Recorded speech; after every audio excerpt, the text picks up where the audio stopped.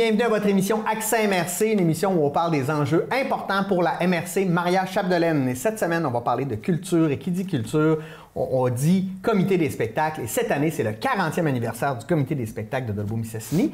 Et pour en parler, j'ai avec moi deux charmantes demoiselles. Guylaine Hébert, membre du comité de diffusion, et Catherine Lemieux, directrice par intérim. Bonjour, mesdames. Bonjour, Pierre. Ça va bien? Très bien, toi?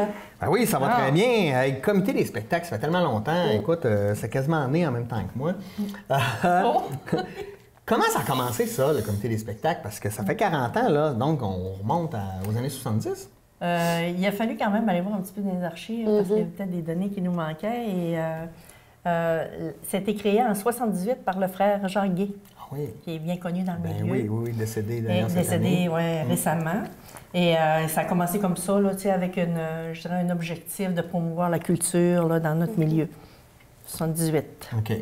Puis après ça, je veux dire, là, les gens ont embarqué là-dedans pour qu'on continue à développer tout ça. Oui, d'ailleurs, il y a une espèce de conseil d'administration, je ne sais pas, ou un comité. Oui, il y a 7 personnes. À ce moment-là, 7 personnes. Oui, 7 personnes. Je ne sais pas les noms, mais c'est ça. Puis au début, c'était Cas Dolbeau. C'était encore les deux municipalités séparées. Fait que c'était ça, le comité des spectacles de Dolbeau. C'était dans l'auditorium de Jean Dolbeau. Ouais, je pense qu'il faisait des activités de diffusion dans d'autres lieux, peut-être. Comme peut-être le Météor ou des trucs de même, mais tu sais, essentiellement. Pas le Météor d'aujourd'hui, là. Le Météor, le cinéma, là. Ouais. Oui, exact, c'est ça. Ils ont été à Jean Dolbeau pendant 30 ans environ, je pense. Ils ont été jusqu'en 2008, parce qu'on est arrivé là, comme en 2008 avec la nouvelle salle de spectacle. Ouais. Exactement. Puis ils ont commencé à être appelés Dolbeau-Mistassini, comme c'est le Dolbeau-Mistassini en 2003.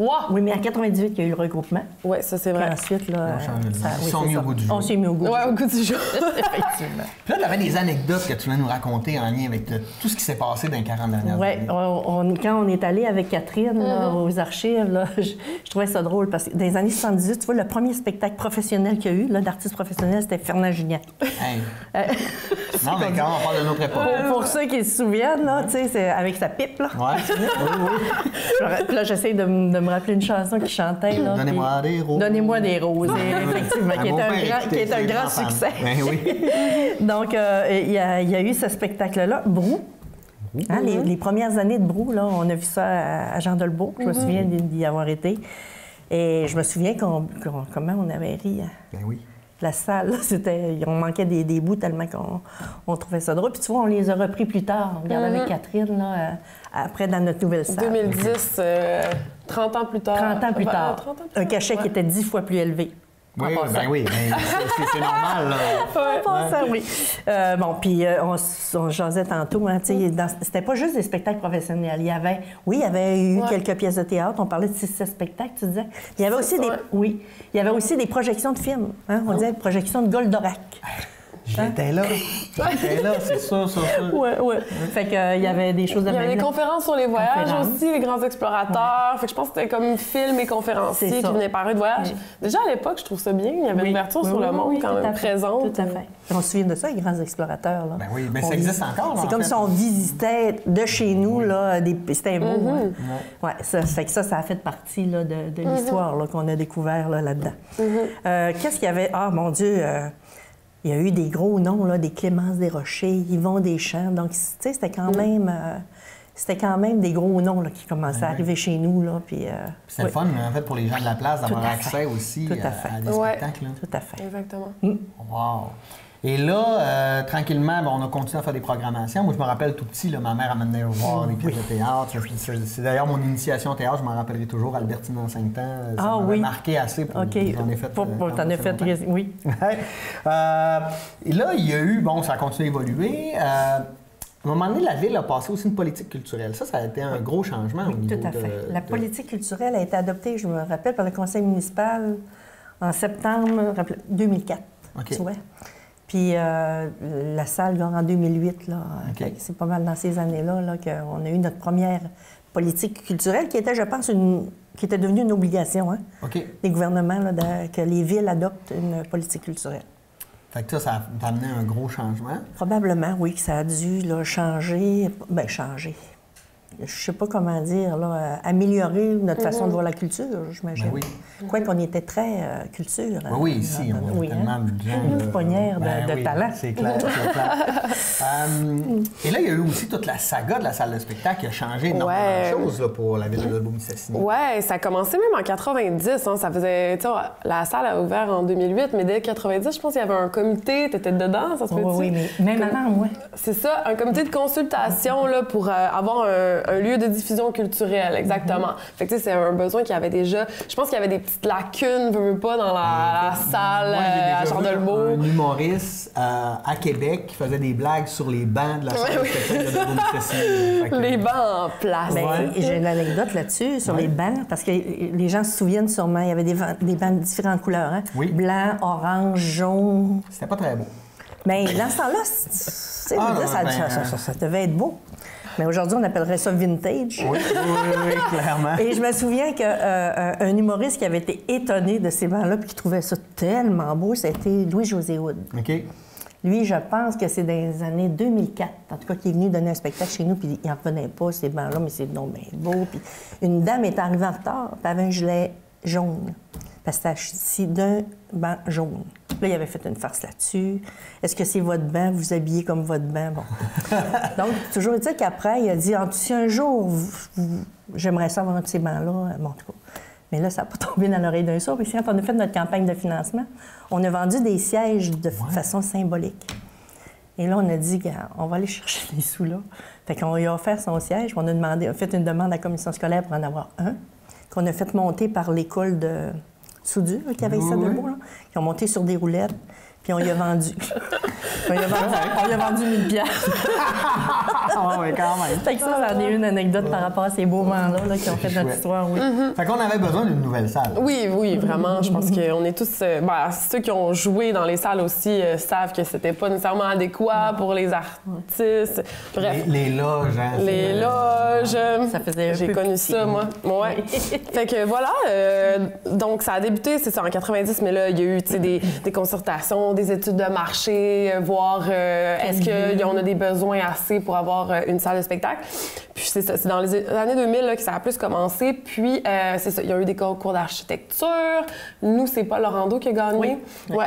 Le concours, d'ailleurs, il a gagné le premier prix canadien pour la salle de spectacle. Comme quand tout le monde vient nous voir, dit qu'on a la plus belle salle là, du Québec, ben peut-être. Je le répète, je vous le disais tantôt, moi j'ai des amis qui font cette carrière. Oui, ben oui. Et à chaque fois qu'ils passent à Lobau-Mistassini, ils prennent le temps de m'écrire pour me dire comment la salle est extraordinaire. Et pour le théâtre, là, je pense que le son, là, c'est exceptionnel. On a l'impression d'être tous ensemble. Là. Oui. Hein, puis la configuration fait en sorte là, que... Ah oui, c'est vraiment... Là... Convivial. Oui.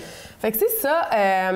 Ça n'a pas été de tout repos, là. Non, parce qu'il a fallu la financer, puis c'est beaucoup d'argent quand même pour un milieu comme Lobau-Mistassini. Oui, exact. Comme, c'est ça, Hélène Glenn, voyons. J'ai fait de l'Alzheimer. Le mentionner.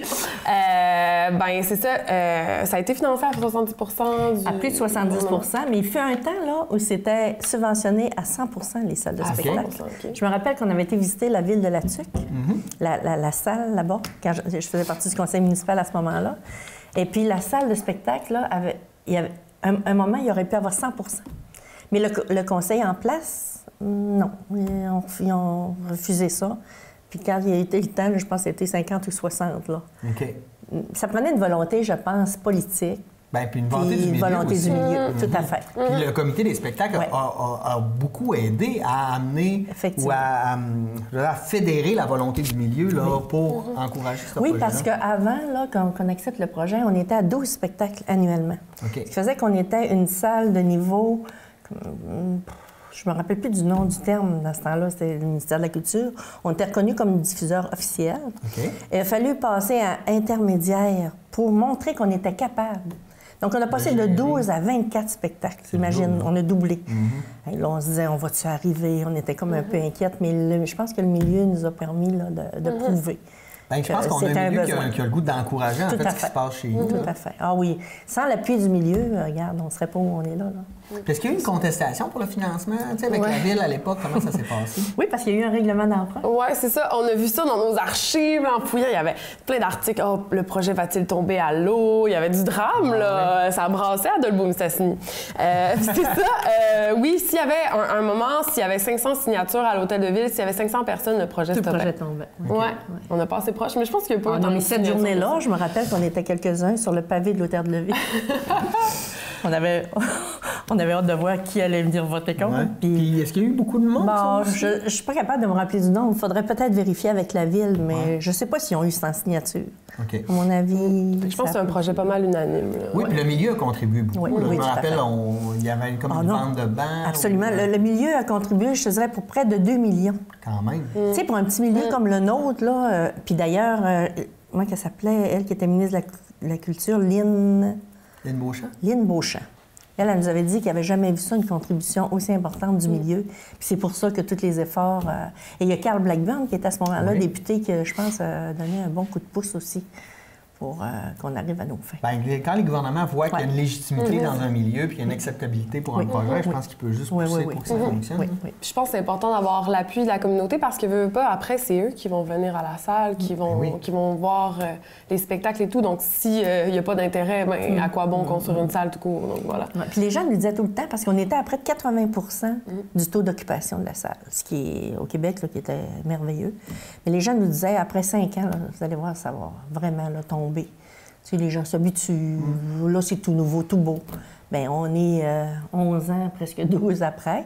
On a encore un taux d'occupation de 74-75 Fait que quand même, hein, tu sais, ça veut dire que les gens sont fidèles. Ils sont fidèles, puis ça veut dire aussi que le comité fait un bon travail en choisissant les spectacles qui reflètent ce que les gens veulent voir, en fait. Oui. Parce que j'imagine qu'il y a des valeurs sûres, mais j'imagine que des fois, il faut essayer les choses pour voir est-ce que ça va... Oui.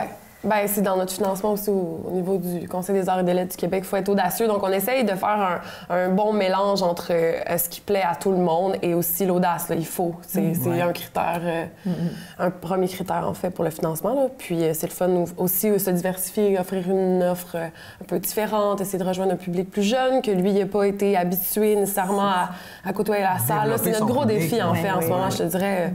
D'amener un public différent à la salle. Mais parfois, là, c'est beau contre des...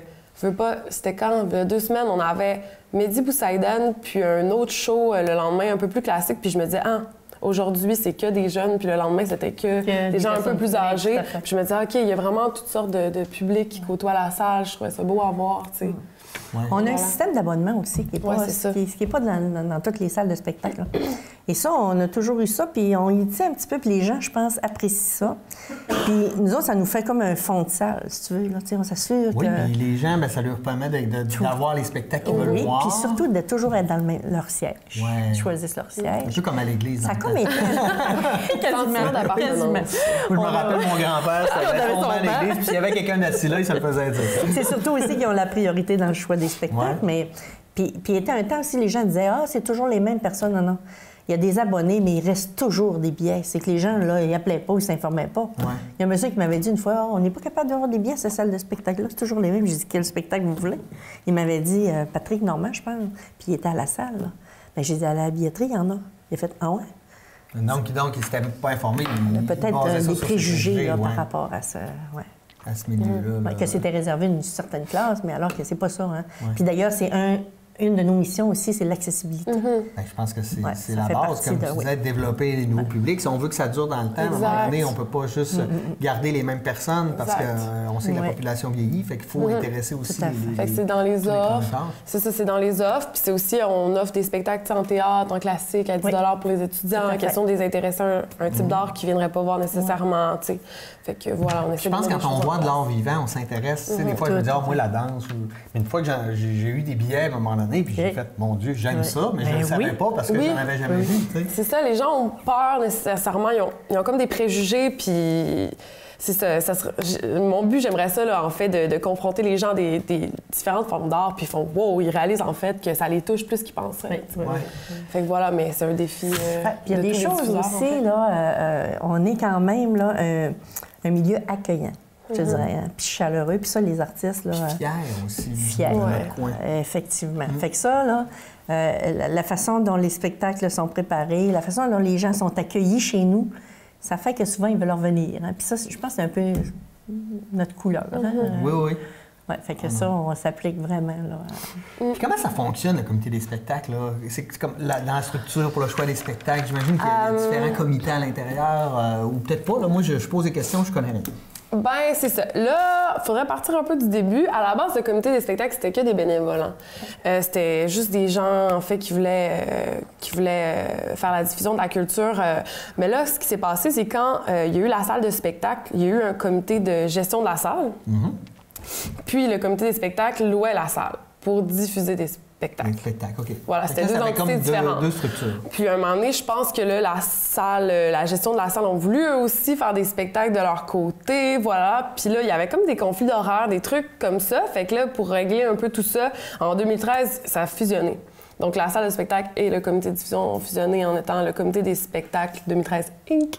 Oui, j'imagine que ça simplifie beaucoup de choses. Pour concilier tout ça. Puis, c'est ça, en fait, comment ça fonctionne, c'est que maintenant, il y a, oui, la gestion de la salle.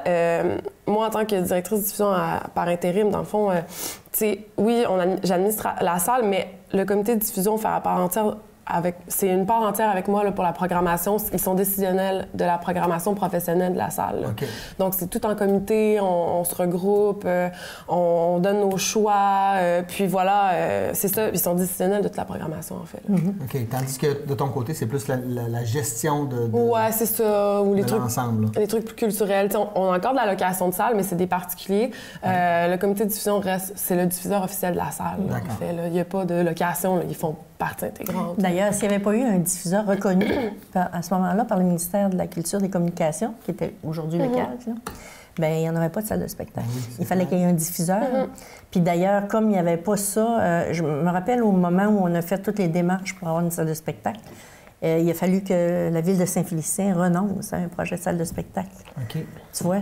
Fait que, puis si on n'avait pas été diffuseur à ce moment-là, je ne sais pas comment ça aurait... C'est intéressant parce que c'est pas un diffuseur privé qui arrive en disant « Je vais vous amener des spectacles ». C'est la communauté qui se mobilise parce qu'elle veut des spectacles. Puis ce bénévolat-là... oui, c'est bénévole aussi, il faut le mentionner. C'est important, il faut le mentionner. C'est des gens passionnés, c'est des gens qui donnent de leur temps, qui... L'accueil, c'est leur image. Hein? C'est l'image de la population. C'est eux qui... Et ça, là, on avait déjà fait le calcul, là, puis ça valait là, comme... une centaine de mille dollars par année. Fait que je me disais, si on n'avait pas ce travail bénévole-là, on aurait-tu les mêmes rendements au niveau financier? Je ne suis pas sûre. Tous les placiers à la salle pour les shows professionnels, c'est tous des bénévoles. Ils préparent la loge, tout ça, tu sais, choix des spectacles, leur implication dans tous les sous-comités. Là, on a plein d'événements, la virée, la droit virée. C'est plein de réunions, puis ces gens-là font ça bénévolement. Là. Ça vaut la peine de le mentionner. La culture, exactement, exactement. Ils voient que leurs actions amènent aussi les gens. Si on a se déplacer, je ne sais pas, on va faire des commissions, peu importe, là, il n'y a pas de frais de déplacement. C'est tout à leur frais. Ah, ouais. Ah, oui, tu sais, je veux dire. C'est des gens dévoués. C'est des gens dévoués, là. On est chanceux, là. Dans toute cette histoire-là, ça serait quoi, mettons, là, vos meilleurs coups puis vos pires flops, là? Non, mais ça se dit. Je sais pas, là. Mais tu sais, il y a des moments où vous avez fait quel bon coup où on pensait que ça allait marcher, puis finalement, merde, c'était vraiment... Il y en a beaucoup, là. À brûle pour point de même, j'arriverai pas, mais ce qui me vient rapidement, là, c'est Brou. Oui. On l'avait eu anciennement à Jean Delbourg, mais quand on a eu une nouvelle salle, là, les cachets, là, c'était pas rien. On se disait, on va-tu remplir? Oui, ici. On va-tu faire un trou avec ça? Parce que ça, c'est notre préoccupation tout le temps. Le comité de diffusion a toujours travaillé pour ne pas faire de déficit. Puis pour ne pas infliger ça aussi à la ville qui nous subventionnait. Fait qu'on voulait pas... on voulait continuer à être en bon terme. Puis, bon, Brou, là, on a pris 2 soirs. Mais on a rempli, on n'a pas fait de publicité? Non, mais on n'a pas fait de profit. OK. Mais on est arrivé kiff-kiff, on était contente parce que là, tout le monde était heureux d'avoir vu ça, je pense que c'est un bon coup. Il y en a eu plein d'autres. Des bons coups qu'on a fait aussi, c'est de laisser la place aux artistes de chez nous. Ça, là, ça a toujours été une priorité, nous autres, que ce soit quelqu'un qui commence dans le milieu, que ce soit quelqu'un... Mais c'est sûr qu'au niveau... Il fallait que ça soit au niveau professionnel, parce que comme diffuseur, ce qui était reconnu, c'était les... Mais on a vu des Nancy Dumais qui a commencé, puis qu'on a réinvité à des... On a vu des jeunes qui commençaient, là... Je cherche des noms, là, mais... Ah, ben, il y a Sarah Dufour qui vient de Sarah Dufour, des Alex Godreau. Ça, là, chez nous, là, c'était comme... Puis ça l'est encore. Nous autres, une Guylaine Tanguay, jamais on dira non à ça. Mario Pelchard a toujours sa place. C'est ça. Des Marie-Nicole Lemieux, des Julie Bouliane, du théâtre avec Dany Michaud. Dany Michaud. David Savard. Nomme-les, là. Pour nous autres, ça sera toujours... les portes seront toujours grandes ouvertes. Génial. Parlons maintenant du 40e. Vous avez sûrement des activités, vous allez faire quelque chose. Comment vous allez souligner cet événement-là? Bien, écoute, on est en préparation pour cet événement-là du 40e. Officiellement, l'événement anniversaire, ça va être vendredi le 8 mai. Puis ça, c'est sur invitation seulement. Là. Tout le monde, ne paniquez pas. Vos invitations seront envoyées par la Poste des Mars. C'est surtout pour les anciens administrateurs, les bénévoles, les partenaires financiers. Bref, c'est des gens qui vont contribuer au comité des spectacles. Depuis 40 ans. Depuis 40 ans, exact. On leur offre un spectacle party de Québec Sim. Gratuit. Oui, bien oui. Gratuit. Bon. Il va y avoir un cocktail à la fin. Il va y avoir aussi un petit protocole avec des archives. Là, gars, on a amené quelques-unes. Mais il va y en avoir beaucoup. Là. Il va y en avoir plus avec des souvenirs, des trucs comme ça. Par exemple, on pense là, à avoir tous les dépliants des dernières années qu'on a conservés. Oui. Fait que là, les gens vont D'ailleurs, celui-là, c'est le premier dépliant. On voit comment... en 92. Voilà, il y a de l'amélioration. Ça fait tournoi de hockey. C'était comme ça. Tu vois, ça, c'est le dernier là, du 40e. C'est génial de voir l'évolution. Oui, tout à fait. Fait que c'est ça, c'est comme un genre de gros événement pour souligner l'anniversaire, puis remercier tout le monde d'avoir participé. Puis la population ne sera pas laissée non plus, parce que le même spectacle va être le lendemain, les gens vont pouvoir y assister.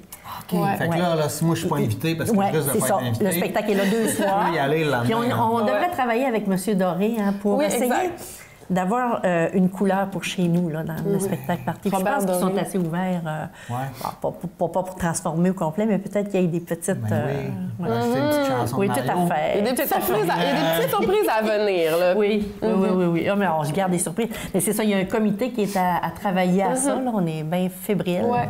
Puis on a bien hâte là, de fêter ça. Là, Oui, donc 8 mai, mettez déjà ça dans votre agenda vite. Donc 9 mai, vous pouvez vous acheter vos billets. Exactement. 8 mai, vous pouvez attendre votre invitation. Puis ceux qui ont fait partie des comités, bien, attendez-vous à voir. Puis si jamais, on avait oublié quelqu'un, parce que, tu sais, depuis les années 70, c'est possible.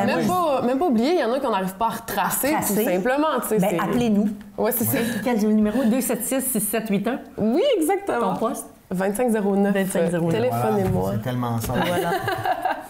Ah, wow! Fait que les grosses festivités en vue, puis après ça, bien, ça continue. Là, tout à fait. Vous êtes déjà après ça, vous allez vous mettre sur la 41e saison, puisque les festivités du 50e sont déjà pensées. Bien, déjà, dès la semaine dernière, qui sont allés à Rideau, l'événement des regroupements des diffuseurs. Oui, exact. Notre programmation va super bien. Ça se passe toujours un an à l'avance. Moi, je suis déjà rendue en 2022. Il faut être avant-gardiste, mais c'est toujours ça un peu le défi, c'est en fait, on planifie un an à l'avance, mais parfois, tu publies, tu planifies des trucs en émergence, tu te dis, hey, ça va-tu lever ou pas, tu sais. Il faut toujours être un peu surtout 2 ans d'avance, visionnaire. Dans le sens, tu peux dire ça va lever, des fois ça lève pas, et au contraire, t'es pas sûr, puis finalement ça lève. Oui, exact. Ou ça lève au bout, puis là, ça peut mourir dans... Puis à chaque année, la directrice, accompagnée de quelques membres du comité, est présente à Rideau. Il assiste à des vitrines du travail. Ah oui. Les journées commencent à 7 h, finissent à presque minuit soir, tu sais. Comment ça fonctionne. Donc, ils assistent à des vitrines, puis ils ont des coups de cœur. Puis là, ils disent, bon, ben... Puis des fois, c'est pas des noms connus, mais on fait des trouvailles là, vraiment intéressantes. Puis pour le scolaire aussi. Tu sais, on a une collaboration du milieu des jardins, puis le comité des spectacles contribue à faire en sorte que nos enfants voient gratuitement du théâtre. Ça, c'est tellement important. Ouais. Puis si tu voyais les yeux des enfants, là, des fois les petits, tout petits, première, deuxième, troisième, moi, ça, à toutes les fois, je suis émerveillée. Quand tu vois le lustre là, qui monte au plafond, là, ils ont toutes les bouches ouvertes comme des petits... écoute, moi, j'amène ma fille voir mes spectacles, puis des fois, elle veut venir 3, 4, 5. Je dis, t'es pas tannée, non, parce que c'est merveilleux, là. Puis on remercie encore une fois un bon partenaire qui est Desjardins. Mais c'est ça, avec les nouvelles subventions du gouvernement aussi, on espère encore plus pouvoir développer ce partenariat-là avec les écoles, parce que pour moi, c'est le futur public, je veux dire.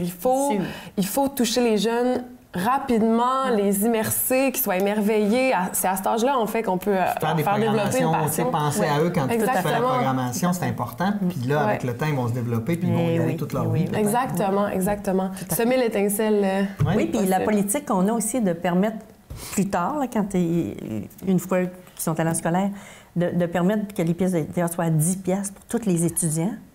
Ça, c'est important parce que j'en ai vu des spectacles que je n'étais pas capable de me permettre d'aller voir parce que ça coûtait trop cher. Hein. C'est ça qui est plaisant, Pierre, aussi, des fois, c'est de voir arriver des familles. Tu sais, le papa, la maman avec 2 ou 3 enfants qui viennent au théâtre. Oui. Fun.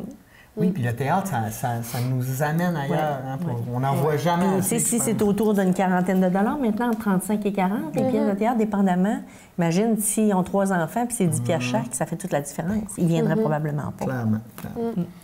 Hey, merci infiniment pour votre beau travail. Continuez, on aime ça. Ça rend la ville dynamique. C'est reconnu partout à travers le Québec. Merci de vous impliquer là-dedans. Longue vie au comité des spectacles, hein, qu'on ait le 50, après ça le 100e anniversaire. Ah oui, je suis plus là pour en parler. Moi non plus. Hey, merci infiniment. Donc, Catherine Lemieux, directrice par intérim, et Guy Lenébert, membre du comité de diffusion. On le rappelle, c'est le 40e anniversaire du comité des spectacles, le 8 et 9 mai. Manquez pas ça, on va fêter en grand parce que chez nous, on s'est fêté. Merci, mesdames. Merci à vous d'avoir été des nôtres et nous, on se dit à la semaine prochaine pour une nouvelle édition d'Accès MRC. Bonne semaine.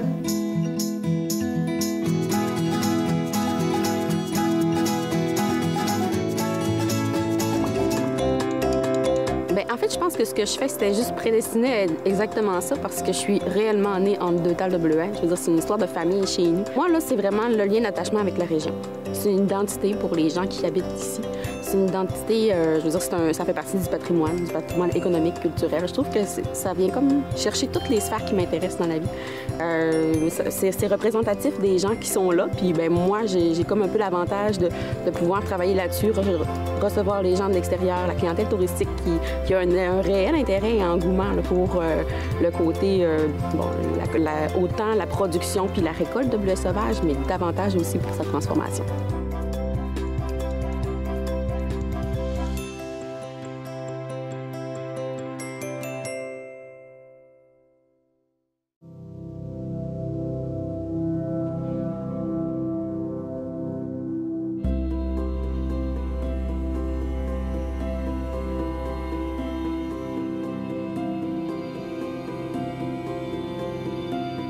Si tu es capable de te mettre à la place des autres, c'est que tu as tout ce qu'il faut pour un jour travailler en santé et en services sociaux.